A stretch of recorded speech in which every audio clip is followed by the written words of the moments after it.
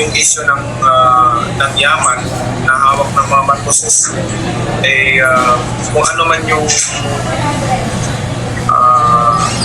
nanakaw nila sa ating gobyerno, kailangan siguro ibalik yung sinusunod ng mga taong bayan.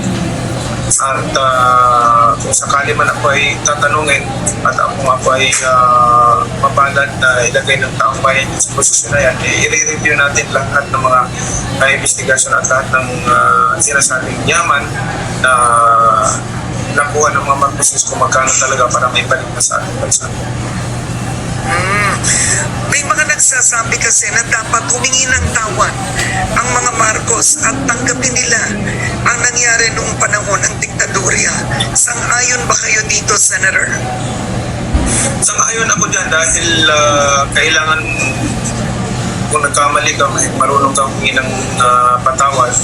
At doon sa sinabi ni Bongbong, sorry to say that, ayaw ko sa Manila, pero ito yung sinabi niya na bata pa raw siya nung time na yon, which is hindi po yan tama.